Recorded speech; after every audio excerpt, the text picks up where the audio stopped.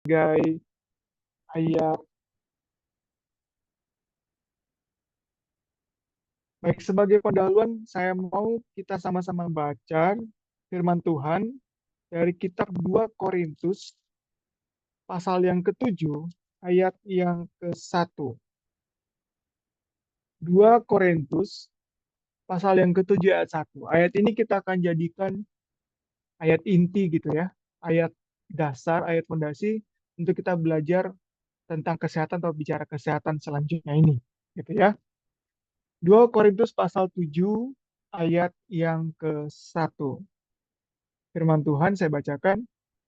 Saudara-saudaraku yang kekasih, karena kita sekarang memiliki janji-janji itu, marilah kita menyucikan diri kita dari semua pencemaran jasmani dan rohani. Oke. Dan dengan demikian, menyempurnakan kekudusan kita dalam takut akan Allah. Nah, saya mau kita perhatikan ayat ini sama-sama. Ada goal akhir yang disampaikan dalam ayat ini, bagian terakhir, yaitu adalah dengan demikian, ya, dengan demikian itu artinya akhirnya kita bisa menyempurnakan kekudusan kita dalam takut akan Allah. Jadi kesucian kita, kekudusan kita sangat berpengaruh dengan pengertian dan praktek atau implementasi atau manifestasi dalam takut akan Tuhan. Oke? Atau kita bisa katakan seperti ini, takut akan Tuhan ya sangat erat hubungannya dengan bagaimana kita menjadi suci atau kudus. Ya, kekudusan kita dalam takut akan Tuhan. Nah, untuk dapat kesempurnaan dari kekudusan kita ini, katanya apa? Marilah kita menyucikan diri kita dari semua pencemaran jasmani dan rohani. Jadi ternyata nggak cuman bersih suci rohani, tapi ternyata jasmani juga. Itu makanya sangat erat hubungannya antara kerohanian dan kesehatan atau badan kita dan juga pikiran. Ini kita sudah pelajari beberapa waktu yang lalu ya, 2 minggu yang lalu kita ada belajar tentang Jehovah Rafa, bagaimana Tuhan kasih janji akan memulihkan dan Tuhan memulihkan itu secara wholeness. Dia tidak hanya memulihkan kesehatan, tapi dia juga memulihkan kesehatan yang juga berdampak kepada kerohanian. Dia tidak hanya menyembuhkan kerohanian, tapi juga akan menyembuhkan kesehatan. Gitu ya. Artinya nanti kalau kita di surga juga tubuh kita yang mungkin sekarang sakit atau mungkin ada yang kekurangan, maka nanti akan disempurnakan pada saat kita di surga. Jadi ayat ini saya katakan sekali lagi, tujuan utama kita adalah mencapai kesempurnaan dalam kekudusan, dalam takut akan Tuhan, dan itu boleh kita peroleh kalau kita menyucikan diri kita dari pencemaran jasmani dan pencemaran rohani. Oke, nah sekarang kita akan bahas tentang yang badani ya, atau tentang jasmani ya, atau tentang kesehatan tubuh. Boleh ya? Makanya judulnya malam hari ini bicara sehat. Oke, nah yang pertama, apa itu sehat? Nah, saya mau buat summary singkat dari pelajaran kita yang lalu ya. Sehat itu secara alkitabiah ya, arukah ataupun rafah itu artinya sebuah keutuhan, sebuah ke apa ya, keseimbangan. Jadi health sendiri berasal dari kata wholeness yang artinya keseluruhan, ya, keutuhan atau keseimbangan. Artinya kesehatan itu tidak terdiri dari satu unsur, tapi dari beberapa unsur. Yang kita sudah pelajari atau kita pahami adalah unsur rohani, badani, pikirani. Itu unsur utama. Ya, terdiri dari 3 pilar itu. Ya, kalau orang sakit badan, pasti dia nggak bisa ibadah. Maka rohani juga akan terganggu ya. Kalau orang sakit rohani, dia akan sakit badani. Kita sudah pelajari itu ya. Terbukti Hawa melanggar hukum, melanggar perintah Tuhan, dia sakit rohaninya, akhirnya sakit badaninya. Engkau akan sakit pada saat melahirkan, kata Tuhan seperti itu. Akibat dari pelanggaran akan firman. Jadi sehat adalah health, wellness, keutuhan, dan keseimbangan dari pilar-pilar itu. Nah, buat kita secara awam, Saya membawa pikiran kita kepada yang satu yang namanya mandiri. Sehat itu juga berarti mandiri. Karena kalau orang sehat, dia nggak tergantung sama obat kan? Betul ya? Orang sehat kan nggak tergantung sama dokter ya. Orang sehat nggak tergantung sama rumah sakit. Orang sehat nggak tergantung sama contohnya ramuan-ramuan tertentu atau tukang urut tertentu. Jadi sehat juga berdefinisi, saya mau sampaikan, sesuatu yang mandiri. Sehat artinya mandiri. Nggak bergantung kepada siapapun atau orang apapun atau obat apapun. Ya, kita kita mengerti wah sehat ya seperti itu. Oke? Nah, sebaliknya, bagaimana dengan sakit? Bagaimana dengan sakit? Kalau sehat tadi adalah keseimbangan, maka sakit sudah pasti sesuatu yang berhubungan tidak keseimbangan. Namun, saya mau sederhanakan lagi supaya kita bisa mengerti, sakit itu berarti satu, pertama, ada yang kelebihan. Betul ya? Ada yang kelebihan ya. Ada nggak yang sama seperti saya nih? Saya juga nih ada yang kelebihan nih. Asam urat saya tinggi. Ya, asam urat tinggi artinya kelebihan kan kadar asam uratnya. Ada nggak yang tekanan darahnya tinggi? Berarti kelebihan kan? Ada nggak yang kadar kolesterol dalam darahnya tinggi? Ada nggak yang kadar gula dalam darahnya tinggi? Atau yang lain-lainnya. Sakit itu artinya ada yang kelebihan. Walaupun itu baik, kita sudah belajar beberapa waktu yang lalu. Ya, kitab Amsal bilang makan madu karena itu baik. Tapi di ayat yang lain dibilang apa? Makan madu yang kebanyakan kamu jadi muntah. Betul ya? Contohnya memang misalnya makanan sehat itu misalnya buah pisang sehat, mengandung potasium, kalium, dan lain-lain. Ada vitaminnya. Tapi kalau makan pisang terlalu banyak juga nggak bagus. Jadi sakit itu karena ada yang kelebihan dalam tubuh kita. Itu tergantung dari apa yang kita masukkan. Selanjutnya ada yang kekurangan. Ada yang kekurangan, contohnya kurang vitamin, kurang nutrisi atau kurang gizi, ya. Ada yang kurang, ya. Apalagi yang kurang? Gerak, ya. Manusia zaman modern ini kelebihan makan, kekurangan gerak, ya. Kelebihan masukkan kalori, kekurangan pembakaran kalori. Pasti sakit. Itu salah satu unsur atau penyebab sebuah penyakit atau kesakitan bagi tubuh kita. Lalu ada yang kelebihan atau ada yang kekurangan. Walaupun walaupun kita lihat pada zaman sekarang ini ya, di negara tertentu masih ada mungkin ya, di negara tertentu masih ada yang kekurangan gizi, malnutrition. Tapi hampir di negara-negara umumnya, sekarang orang sakit bukan karena kekurangan, tapi karena kelebihan. Bukan kurang gizi lagi, tapi kelebihan. Ya, yang kurang itu lebih kepada gerak dan istirahat. Itu yang saya temukan, ya, yang saya pelajari. Kurang gerak sama kurang istirahat alias kurang tidur, ya. Karena sekarang begitu banyak tawaran yang disampaikan, yang dipaparkan oleh dunia, mulai dari tontonan di televisi, televisi mati, handphone nyala, ya kan? Televisi mati, handphone nyala, scroll scroll scroll sampai jam 1 pagi baru tidur. Kurang tidur. Penelitian di Amerika mengatakan bahwa orang yang selalu tidur kurang dari 5 jam dalam 1 hari, dalam tidur malamnya, cenderung lebih cepat mati daripada orang yang tidurnya cukup waktunya. 7 sampai 8 jam minimal kita orang dewasa. Jadi inilah salah satu faktor kekurangan ya. Kurang nutrisi atau kurang gizi, atau kurang gerak atau tidak olahraga, atau kurang istirahat. Ya, oh saya makannya banyak, nggak mungkin kurang. Ya, ternyata makanannya memang cukup, tapi ternyata nutrisinya nggak ada. Ya, ya makan makanan yang kita lihat banyak besar secara kalori energinya mungkin banyak tapi ternyata nutrisinya tidak ada. Mohon maaf ya, salah satunya kerupuk ya. Tapi yang suka makan kerupuk kalau lagi di warteg ya, itu pasangan sejati ya, pasangan sejoli ya. Nasi putih ya, tempe orek gitu ya, mungkin telur dadar, telur ceplok atau sayur ya.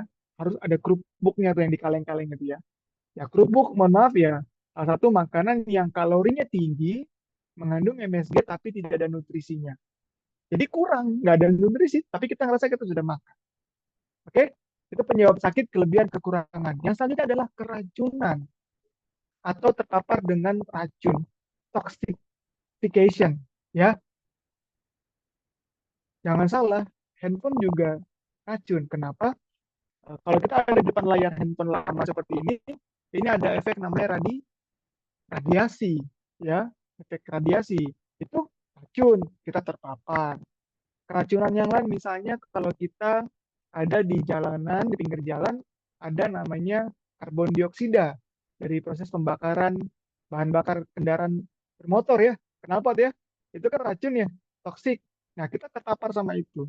Ada orang yang nggak kelebihan, nggak kekurangan, tapi sakit kenapa? Ternyata terpapar racun. Gitu ya. Apalagi, mohon maaf, racun yang memang sudah ditulis, ya, ditulis oleh produknya, dalam hal ini contohnya rokok ya, mengandung bahan-bahan berbahaya, yaitu dikonsumsi, artinya masuk ke dalam tubuh. Ya racun, keracunan. Jadi keracunan itu bukan hanya karena makan makanan basi gitu ya, akhirnya keracunan atau keminum baygon, tapi ternyata ada juga produk-produk yang dijual atau dipasarkan dikonsumsi oleh manusia, tapi ternyata mengandung racun dan kita nggak bilang itu keracunan, padahal kita sedang memasukkan racun. Paham ya? Setuju ya? Sebenarnya sedang keracunan juga gitu ya. Mungkin ada minuman, contohnya minuman yang mengandung zat-zat yang adiktif atau zat-zat bahan-bahan yang air karbonat gitu ya. Itu kan sebenarnya bahan kimia yang tidak bagus. Tapi kita waktu minum atau mengkonsumsi benda-benda itu kita nggak bilang sedang keracunan kan, tapi sebenarnya kita sedang memasukkan racun. Nah itulah faktor ketiga dari sakit. Ya, ada kelebihan, kekurangan, keracunan. Nah faktor yang selanjutnya ini juga sekarang menjadi salah satu eh, hal yang apa ya, bisa dibilang trigger lah ya untuk sebuah penyakit, yaitu stres ya, atau bahasa kerennya mental illness, sakit pikiran, sakit sakit pikiran ya, mental mental illness atau stres. Nah, em, beberapa eh, literatur ataupun artikel atau bahkan instansi atau badan kesehatan menyatakan bahwa 9 dari 10 penyakit ya itu dikontribusi ya juga dari apa? Stres pikiran ya. Nah, kalau kalau Bapak Ibu, teman-teman orang muda dan tamu yang hadir, ingat ya ada ayat favorit kita ya. Hati yang gembira adalah obat. Luar biasa sekali gitu ayat itu. Hati yang gembira, hati itu berarti pikiran. Pikiran yang ceria adalah obat. Memang betul ya, saya pernah baca sebuah kisah nyata, ada orang yang divonis suatu penyakit tertentu, akhirnya dia eh, belajar untuk menenangkan pikirannya, dia belajar untuk berpikir bahagia. Singkat cerita, akhirnya dia suka nonton hal-hal yang lucu, akhirnya dia dinyatakan sembuh. Memang ada powernya gitu. Hati yang gembira itu, pikiran yang ceria itu adalah obat. Sebegitu powernya pikiran yang ceria bisa menjadikan kesehatan, tapi sebegitu powerfulnya juga pikiran yang sakit bisa bikin badan sakit. Fair ya, fair. Hati yang gembira adalah obat, tapi hati yang nggak gembira atau pikiran yang stres tadi juga akan menyebabkan sakit. Itu fair seperti itu, ya. Jadi seperti itu. Jadi stres ini sebenarnya ada orang tanya sama saya. Tadi siang saya baru tanya orang, Bang, bagaimana stress management? Bagaimana mengelola stres gitu ya? Bagaimana mengelola stres ya? Stres itu saya bilang jangan dikelola seperti ini. Orang yang hamil berkata bagaimana supaya tidak hamil? Bagaimana mengelola hamil? Nggak bisa, sudah hamil gitu ya. Artinya stres itu sebenarnya adalah sesuatu yang kita ciptakan juga, ya, satu yang kita ciptakan, ya, satu yang kita ciptakan dalam pikiran kita sehingga itu menjadi beban pikiran. Yang kebanyakan, saya lupa persentasenya, tapi persentasenya cukup tinggi. Kebanyakan hal-hal yang dikhawatirkan itu belum pernah terjadi, bahkan belum pernah terjadi gitu ya. Jadi kita stres atau memikirkan sesuatu yang sebenarnya malah belum pernah terjadi, ya. Nanti kita lanjut lagi soal stres. Saya suka tentang mental health dan mental illness lagi saya pelajari juga gitu ya. Karena saya pernah dihubungi oleh seorang pemuda. Pemuda ini tanya, Bang, bunuh diri dosa nggak? Wah, ya, kaget deh kalau kita ditanya begitu, bunuh diri dosa nggak? Loh, saya bilang, kenapa? Saya bilang itu. Siapa yang mau bunuh diri? Saya lagi kepikiran. Waduh, saya bilang, saya akhirnya gali gitu ya. Sekarang sangat dua kali saya dapat satu dapat telepon, satu lagi itu saya cerita-cerita lalu orangnya tanya soal bunuh diri. Banyak kan orang muda. Jadi mental illness, stres itu juga membuat badan kita sakit dan bisa lebih parah. Oke? Baik, selanjutnya. Nah, sakit itu lawannya adalah ketergantungan, betul ya? Karena kalau sehat itu mandiri, nggak perlu dokter, nggak bergantung sama dokter, nggak bergantung sama obat, maka sakit itu bikin kita hidup ketergantungan, hidupnya bergantung. Sekarang saya tanya, seneng nggak kita kalau hidup kita tuh tergantung sama sesuatu, bergantung sama sesuatu, nggak independen, nggak free ya? Kita sebenarnya tidak boleh independen. Secara konteks rohani kita harus dependen, ya. Kita harus dependen sama Tuhan. Sama satu sosok itu aja dependen sama Tuhan. Tapi karena sakit, kita akhirnya nggak cuma dependen sama Tuhan, tapi kita cuma dependen sama yang lain-lain, obat, dokter, dan lain-lain. Tanpa mengurangi rasa hormat saya kepada para praktisi rekan kesehatan saya, dokter dan ahli kesehatan lainnya. Tapi karena kita tidak menjaga kesehatan, kita akhirnya bergantung gitu ya kepada hal-hal tadi, obat khususnya dan lain-lain. Nah, ini kan tidak nyaman, tidak enak. Tapi ini terjadi kalau kita tidak menjaga kesehatan kita. Oke, baik. Nah, sekarang kita belajar bagaimana menjadi sehat. Saya akan menyampaikan hal-hal yang sederhana, tapi mungkin kita ada waktu sesi tanya jawab, nanti kita bisa diskusi di sana lebih banyak ya. Nah, bagaimana kita supaya sehat? Tolong teman-teman, Bapak Ibu semua, saudara-saudara, perhatikan 5 aspek dasar ini. Sederhananya seperti ini, cairan harus cukup, betul ya? Tulang itu harus kuat, otot itu harusnya kencang, organ itu harusnya berfungsi, lemak harusnya rendah. Ini adalah komposisi tubuh kita. Jadi ya, tubuh kita ini saya misalnya berat misalnya 70 ya, misalnya berat 70 ini isinya tuh ada otot, organ, tulang, lemak, cairan. Ya kan? Otak itu ada beratnya kan, jantung ada beratnya gitu ya. Nah, ini yang harus kita jaga seimbang juga. Selain kita jaga keseimbangan rohani, badani, pikirani, tapi komposisi tubuh ini juga harus dijaga seimbang. Cairan jangan sampai kurang, jangan juga berlebihan. Ya, tulang itu harusnya kuat, nggak boleh rapuh. Kalau rapuh disebut apa? Osteoporosis, gitu kan? Dan apa yang menyebabkan osteoporosis? Ada penyebabnya. Pasti kalau nggak ada yang kekurangan, ada yang kelebihan, atau terpapar racun, ya, atau terganggu karena stres. Ada hubungannya juga, ya. Nah, otot itu harusnya kencang, ya. Otot itu harusnya kencang. Nah, untuk kita yang umurnya 30, 35, otot kita tuh secara fungsi berkurang 1 sampai 3%.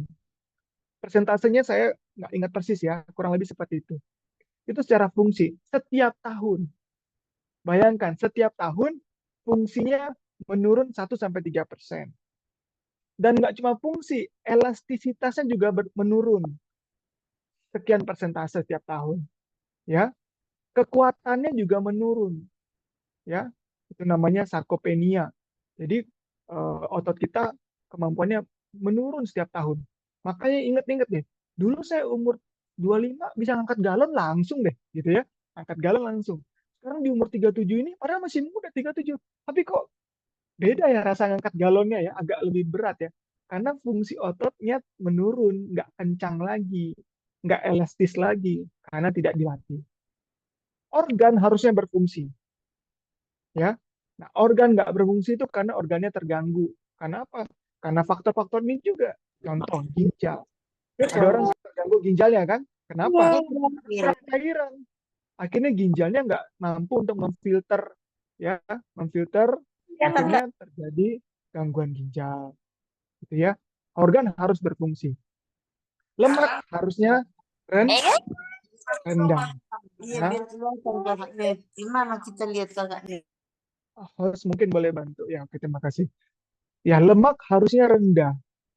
Nah, lemak sendiri ya ada lemak baik, lemak buruk ya. Atau bahasa yang sering kita dengar ya, lemak esensial ya, lemak yang dibutuhkan, ada lemak yang tidak dibutuhkan atau lemak jenuh atau saturated fat. Nah, yang nggak boleh tinggi itu yang saturated, oh maaf, saturated fat ya. Oke, inilah yang perlu kita perhatikan. Jadi cairan jangan kurang, tulang harus kuat ya. Hubungannya otot sama tulang, kalau ototnya kencang, tulangnya kuat. Kalau tulangnya kuat, gerak kita nggak terganggu. Kalau gerak kita bagus, lemak kita terbakar. Tapi sebaliknya, otot kita nggak kencang, tulang kita terganggu, tulang kita nggak, gerak kita nggak bagus, lemak kita nggak terbakar, lemak kita tinggi. Ya kali Oh ya. ya. Oke. Baik, saya lanjutkan. Nah, berikut adalah 8 perilaku yang mau saya share pada malam hari ini untuk kita bisa tadi menjaga aspek-aspek sehat tadi, ya. Seimbang, mandiri, nggak tergantung, kemudian tidak kelebihan, tidak kekurangan, tidak terpapar racun, dan juga tidak stres, kemudian juga tidak tergantung, ya. Kemudian kita bisa jaga 5 aspek tadi, air cukup, tulang kuat, otot kencang, organ berfungsi, lemak rendah. Oke ya. Ini 8 perilaku ataupun praktis ya, best practice yang mau saya share malam hari ini, yang juga dikenal dengan istilah New Start. Oke ya, ya keren ya, langkah baru. Semoga ini bukan hal yang baru lagi buat kita semua dalam hal informasi, tapi semoga kalau ini belum dipraktekkan, malam hari ini hal baru ini nggak jadi informasi lagi, tapi menjadi sebuah transformasi. Amin ya. Jadi informasi itu harusnya mentransform kita, mengubah kita. Tapi kalau cuma tahu saja, nggak akan ada dampaknya, nggak ada hasilnya. Oke, New Start itu terdiri dari nutrition atau nutrisi, exercise atau olahraga, water atau air, sun atau sinar matahari, hamper pengendalian diri, air atau udara, rest istirahat, tadi ada ya, dan trust in God. Nah, kita akan lihat uh, detail-detailnya, gitu ya, seperti apa kilasannya. Baik, yang pertama, nutrisi. Hidup sehat itu selalu berhubungan dengan makanan yang sehat. Udah pasti ya, you are what you eat. Pernah dengar itu ya? Kamu adalah apa yang kamu makan. Sederhana sekali gitu ya.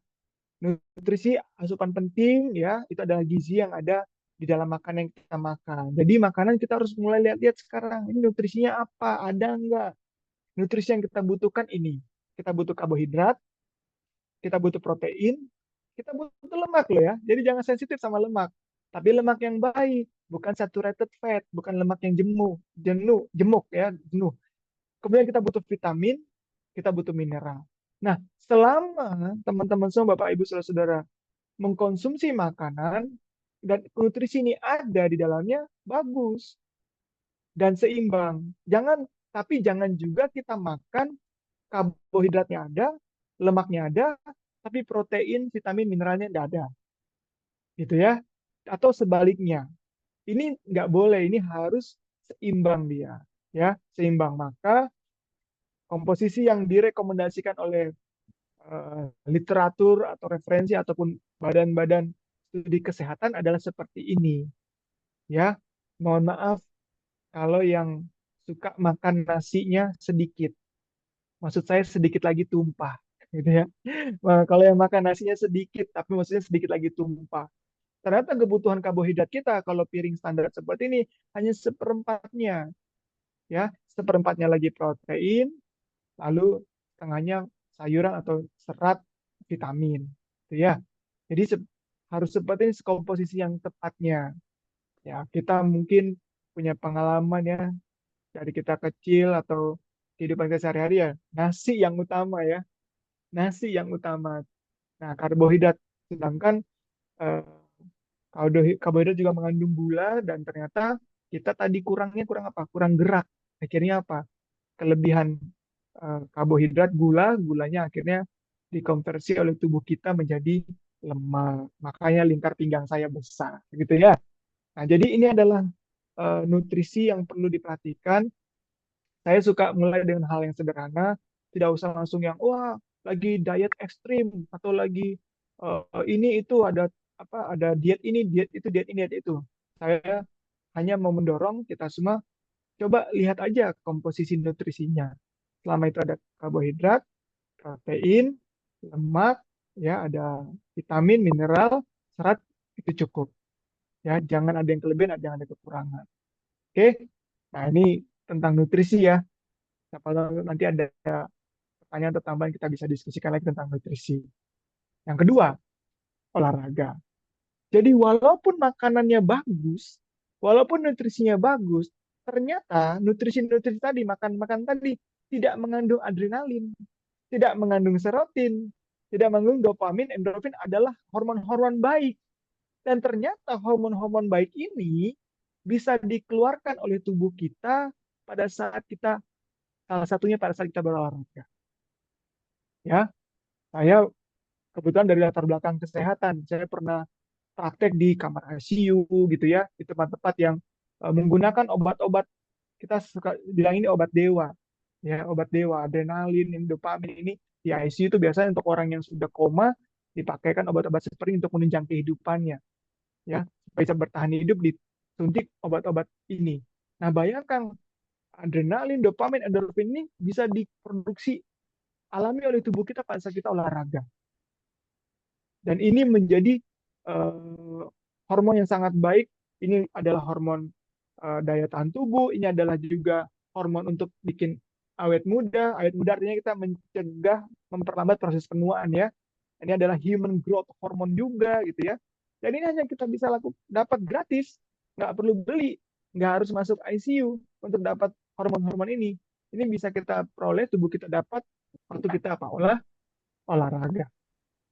Oke. Nah, olahraga juga mengontrol lemak tubuh. Tadi ingat lemak nggak boleh tinggi kan? Lemak harus rendah kan? Mencegah sel kanker, mencegah sakit jantung, mengurangi stres, ya, mengurangi stres, ya, mencegah sakit degeneratif, pencernaan juga, mengendalikan gula darah, sehat parunya, dan lebih dari itu kita menjadi apa? Fit, bugar. Oke?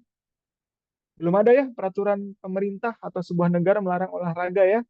Ya, jadi harusnya tidak ada alasan nih kita untuk nggak olahraga.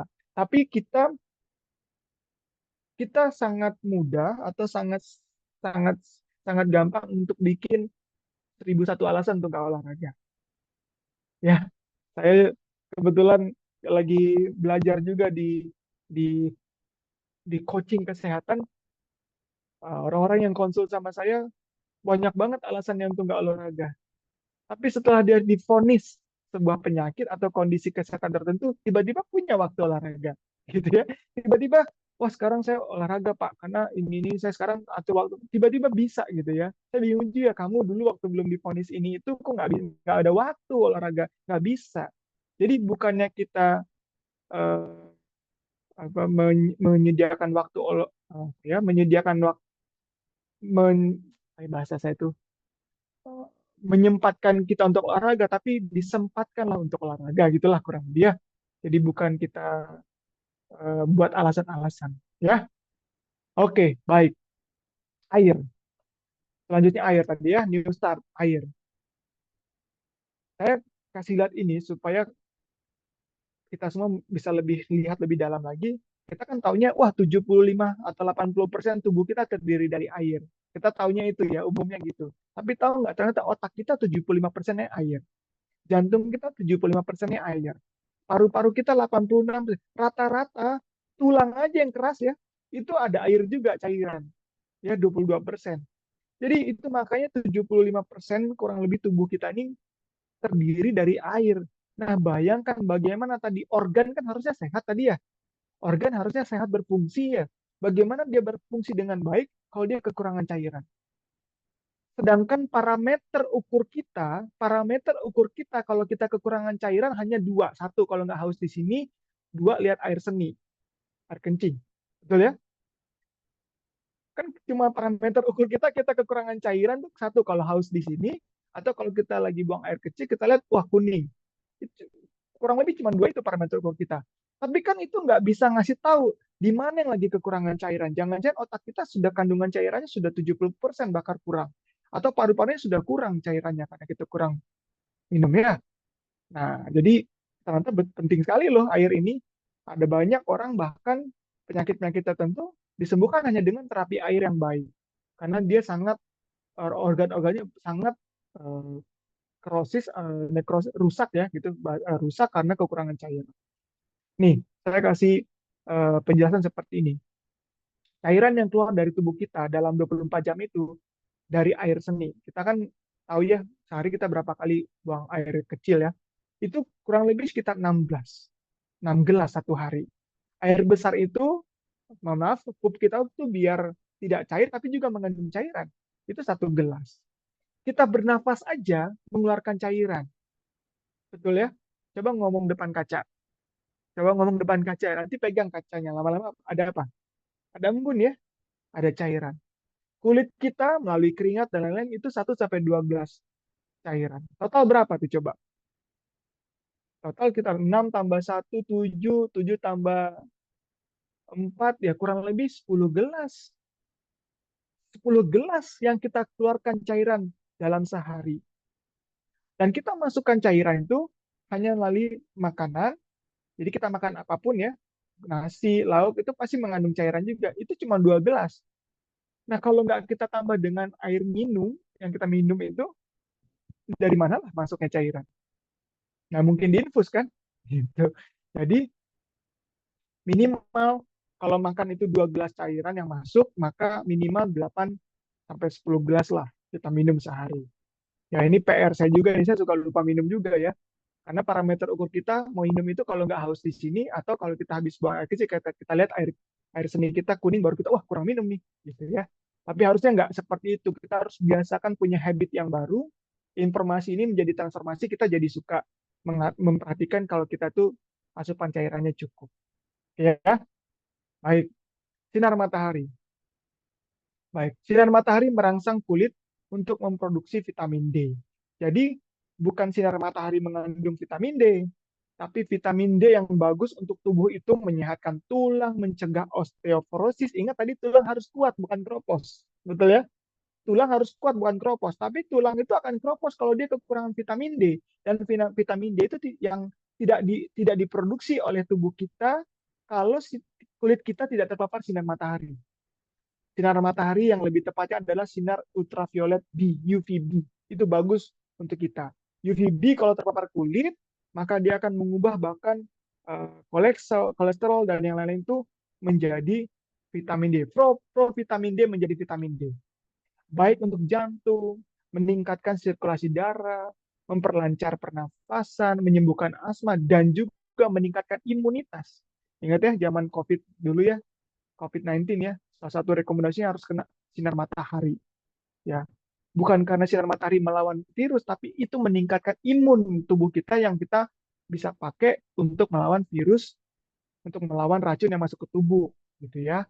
Sudah hidupnya terpapar sama racun tadi ya, karena kita tinggal di ibu kota mungkin ya, ada polusi, udah terpapar dengan racun, imun tubuhnya nggak diperbaiki juga, nggak diperkuat. Kenapa? Nggak pernah sinar matahari.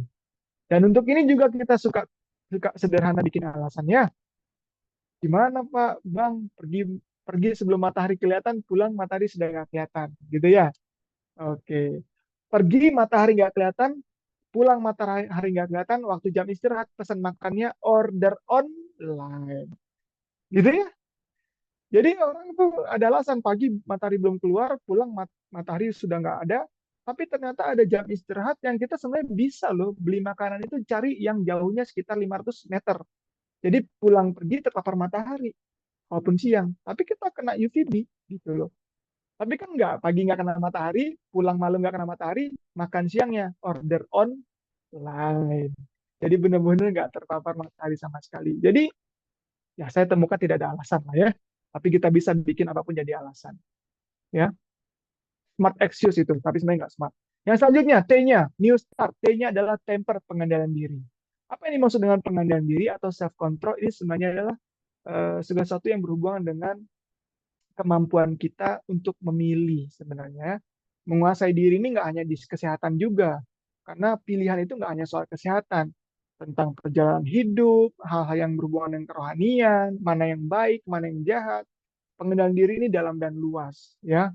Self control ini dalam dan luas. Tapi berhubungan dengan kesehatan, maka ini adalah sesuatu yang apa ya, berkaitan dengan kemampuan kita, ya, capability kita, skill kita untuk memilih pilihan yang baik. Kita bisa mengendalikan diri, ya. Contohnya seperti ini, ya. Ini gambar orang ini ya. Kalau yang di sebelah kirinya itu ada cakes ya, mungkin enak ya, manis, creamy, soft gitu ya. Tapi kita tahu di situ gulanya banyak, di situ ada eh, lengkap di situ ya, kalorinya tinggi gitu ya. Sedangkan di sebelah kanan orang di foto ini digambari itu ada apel ya, tapi dia mengandung antioksidan, vitamin, ada cairan yang mineral di sana yang bagus untuk tubuh kita. Nah, kita seringkali dihadapkan kepada pilihan-pilihan seperti ini. Dan memang kita hidup itu penuh dengan pilihan. Mulai dari tidur, bangun tidur, kita akan dihadapkan dengan pilihan. Mau bangun sekarang atau bangun nanti, mau mandi dulu atau makan dulu, mau pakai baju yang ini atau baju yang itu. Hidup kita selalu terpapar dengan dihadapkan dengan pilihan-pilihan. Maka pengendalian diri atau self control ini penting, baik untuk kita. Temper ini baik untuk kita. Ya, manusia jatuh ke dalam dosa. Nenek moyang kita pertama sekali, manusia pertama sekali jatuh karena uh, tidak bisa mengendalikan diri. Ya, lost temper, ya, tidak bisa mengendalikan diri, khususnya pada selera. Ya, uh, Hawa digoda, dicobai dengan buah yang menarik. Ya, nah ini pengendalian diri ini penting. Nah, nanti kita bisa diskusi juga. Selanjutnya, air atau udara. Kita tahu bahwa tubuh kita bisa hidup tanpa makan. Saya rekor puasa itu paling lama sekitar 45 jam. Saya pernah puasa 45 jam. Tapi saya habis itu buka puasa karena saya cuma targetkan segitu. Tapi saya merasa kalau saya lanjut itu masih bisa gitu ya. Saya pikir saya bisa lanjut. Jadi kita bisa hidup tanpa makan untuk beberapa waktu tertentu. Minum juga bisa ya. Kita bisa tidak minum untuk beberapa waktu tertentu. Tapi kita tidak bisa hidup tanpa oksigen atau tanpa udara dalam beberapa menit saja. Ya, ya kita nggak bisa nafas 1 menit udah susah ya. Dan otak kita kurang lebih 3 menit kalau nggak dapat oksigen langsung mengalami yang namanya kerusakan otak. Ya, langsung langsung rusak otaknya kalau nggak ada oksigen. Ya, jadi saya sering juga sebutkan bahwa udara ini adalah first doctor karena kita sangat bergantung dengan yang namanya udara ini. Dan memang betul karena dalam penciptaan juga debu dan tanah yang dibentuk menjadi manusia itu hanya bisa hidup menjadi living souls, menjadi makhluk yang hidup pada saat dihembuskan nafas. Betul ya? Breath of life dari Tuhan. Jadi memang nafas atau udara ini menjadi sangat penting bagi tubuh kita. Nah, di dalam udara kita ini mengandung ion negatif dan ion positif. Jangan terbalik, ternyata yang kita butuhkan adalah ion negatif. Ion positif itu nggak bagus. Ion positif biasanya udara yang mengandung ion positif adalah biasanya udara yang uh, ada di dekat atau hasil dari uh, lingkungan yang terpapar dengan mesin, air conditioner gitu ya, mesin, kemudian polusi seperti itu ya. Jadi ya itulah kondisi Bapak Ibu Saudara kalau kita hidup di kota yang berpolusi ya itu pasti banyak ion positifnya, which is nggak bagus untuk tubuh kita. Nah, ion negatif itu biasanya di tempat-tempat yang jauh dari yang namanya mesin ya, eh, hal-hal yang bisa menyebabkan polusi ya. Itu makanya orang kalau liburan suka ke pantai ya. Di pantai itu banyak ion negatif atau di lereng gunung ya, suka ke pegunungan gitu ya. Itu ada ion negatifnya bagus di sana. Nah, tapi untuk orang-orang yang mungkin tinggal di Jakarta mau dapat ion negatif waktu weekend ke puncak tapi sudah stres di jalan karena macet ya. Lalu terganggu tempernya gitu ya. Jadi ya itu harus harus ada stress management tadi ya. Otak perlu oksigen yang optimal. Ya, otak butuh oksigen yang optimal. Kalau otak kita kurang oksigen, Sama seperti organ-organ yang lain tadi kurang cairan juga akan berbahaya, tidak sehat. Baik, istirahat. Penelitian lebih banyak menemukan bahwa lebih banyak kematian terjadi pada orang yang kurang dari 5 jam tidur malam. Ya, ini saya kalau nggak salah saya nggak ada penjelasan lain lagi. Sebenarnya tidur ini sangat krusial. Bahkan waktu kita memperbaiki komposisi tubuh, kalau kita memperbaiki komposisi tubuh kita tadi, sebenarnya yang paling pertama itu nutrisi, baru istirahat, baru olahraganya gitu ya. Ini kan yang paling dikenal orang banyak umum ya. Kata orang kan taunya ini, makan, olahraga, tidur. Tapi yang ternyata yang terutama itu dari nutrisinya dulu, istirahatnya baru olahraganya. Ya, karena istirahat ini sangat penting sekali untuk kesehatan tubuh kita. Sel darah merah kita, sel-sel kita itu banyak yang rusak. Jadi kalau saya bergerak ya, ini semua gerakan-gerakan tubuh kita ini menggunakan sel-sel tubuh ya, sel otot, banyak sel yang digunakan dan itu menjadi rusak. Nah, tubuh kita akan secara alami memperbaiki sel-sel yang rusak pada saat kita tidurnya cukup, ya, yang sering disebut dengan deep sleep, tidur lelap. Pada saat kita tidur lelap, maka tubuh kita secara alami akan memperbaiki sel-sel yang rusak, ya, sel-sel yang rusak, khususnya sel darah merah, ya, khususnya sel darah merah itu akan diperbaiki oleh tubuh kita secara alami dengan baik dan sempurna kalau kita tidur deep sleep, tidur lelap midnight, tengah malam, gitu ya. Karena kalau sudah jam 3 pagi, jam 2, jam 3 subuh itu, dia proses perbaikannya sudah menurun. Dia akan hit memperbaiki itu peaknya pada saat midnight gitu ya. Nah, bagaimana kita mau dapat itu kalau kita sudah tidurnya jam 12 malam, baru mau tidur jam 12 malam, maka kita kehilangan fase itunya. Itu makanya orang yang suka, mohon maaf saya berdasarkan penelitian, survei dan eh, beberapa kasus yang saya temukan, ya leukemia dan lain-lain itu juga karena sel darah merahnya eh, tidak tidak bagus ya, karena apa? Sering begadang gitu ya. Baik. Jadi istirahat sangat penting. Saya sangat merekomendasikan untuk kita semua mengatur jam istirahat kita minimal 7 sampai 8 jam ya. 7 sampai 8 jam. Jadi memang Tuhan itu luar biasa. Satu hari itu entah mengapa Tuhan bikin bumi itu berputar pada porosnya itu dari satu titik ke satu titik itu 24 jam. Betul ya? 24 jam satu hari itu kan didapat karena bumi ini berputar pada porosnya dari satu titik ketemu ke titik yang lain itu 24 jam lamanya. Nah, 24 jam itu sebenarnya dibagi tiga, ya. 8 jam untuk tidur, 8 jam untuk bekerja. Coba cek rata-rata di kantor atau tempat kerja kan jam kerja itu 8 jam kan? Maka 8 jam lagi itu dipakai untuk yang tadi olahraga, untuk makan, untuk beribadah, untuk berkeluarga, ya, untuk rekreasi, untuk itu. Jadi sebenarnya harus seperti itu. Tapi seringkali 8 jam tidur kita itu diambil untuk 2 jamnya untuk makan gitu ya. Makan itu lebih dari 8 jam. Kita bisa makan 24 jam. Ya kita bisa makan 16 jam. Dari mata melek masukin makanan sampai mau tidur jam 10 malam kita masih ngemil. Jadi kita pakai waktu hidup kita untuk makan. Lalu waktu istirahatnya dipakai untuk melek, scrolling-scrolling handphone. Ya, untuk melakukan yang lain, hobi-hobi ataupun aktivitas yang lain. Akhirnya waktu untuk tidur 8 jam kita cuci dan itu sangat berbahaya untuk kesehatan. Oke. Nah, selanjutnya, nah ini tambahan ya. Bayangkan nih kalau Bapak Ibu teman-teman lihat jantung itu ternyata berdetak itu 110.000 kali loh.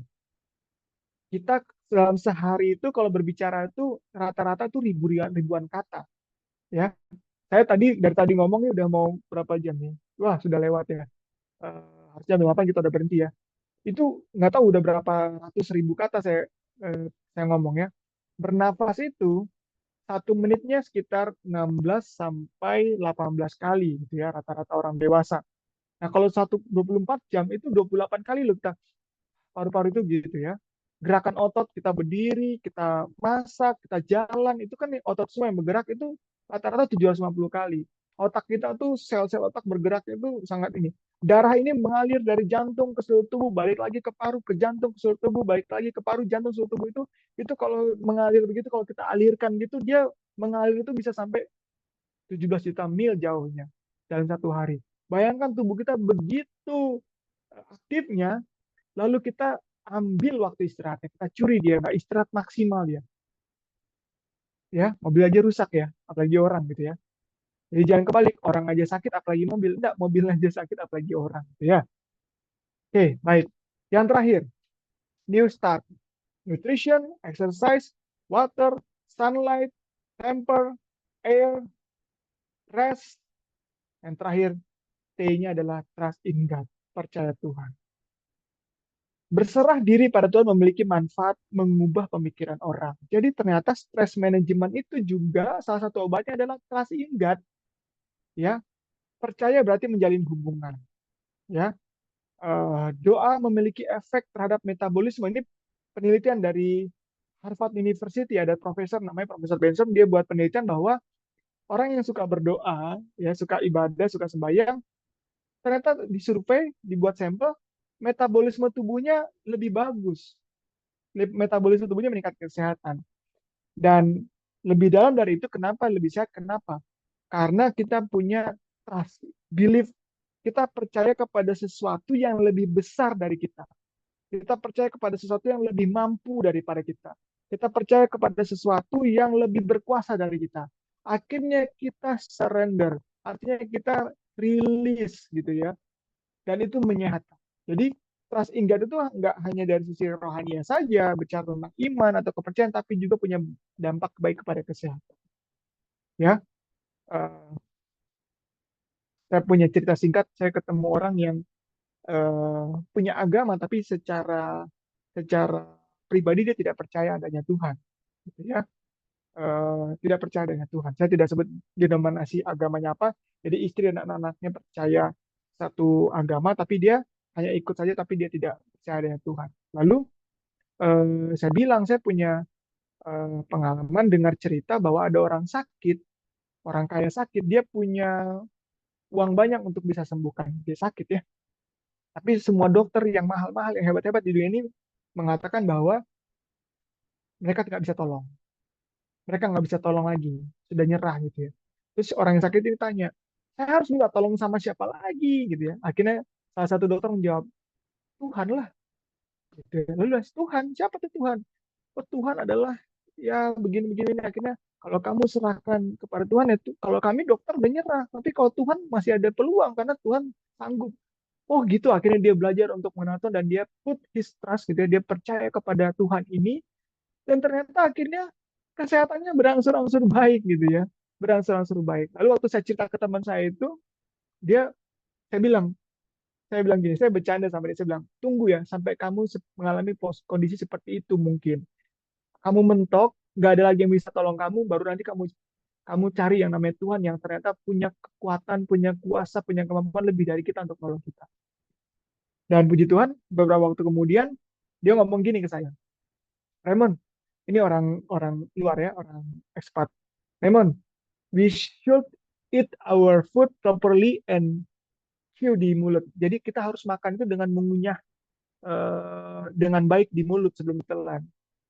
Terus dia bilang gini, itu makanya Tuhan ciptakan gigi yang keras ini supaya dilumat dulu sih baru ditelan. Dia bilang gitu. Saya bilang, siapa? Tuhan katanya. Kamu percaya Tuhan? Ya saya percaya Tuhan. Akhirnya dia juga percaya Tuhan. Dan akhirnya dia juga mengalami perubahan kesehatan yang lebih baik juga. Jadi trust in God tidak hanya dari sisi rohani penting, iman, percaya, tapi juga punya dampak kepada kesehatan kita. Oke, baik itulah 8 perilaku ataupun tips ya untuk kita bisa mempertahankan kesehatan atau bahkan juga bisa memperbaiki kesehatan kita. Dan ini semua gratis ya. Ya mungkin ada yang beli ya kayak air tadi beli ya air minum ya. Tapi kalau kayak saya tinggal di gunung air itu cukup murah karena saya minum air gunung. Kalau saya tinggal di kampung di gunung ya. Tapi olahraga nggak ada yang larang gitu ya. Oksigen ini kita nggak beli seperti di rumah sakit ya. Ada oksigen yang harus kita bayar kalau kita sakit, kita masih gratis. Semuanya masih bisa kita capai, masih kita bisa dapati. Tergantung kita bagaimana kita mau eh, mengambilnya lalu menerapkannya dalam kehidupan kita sehari-hari supaya kita bisa sehat. Baik, itulah pelajaran yang bisa saya share.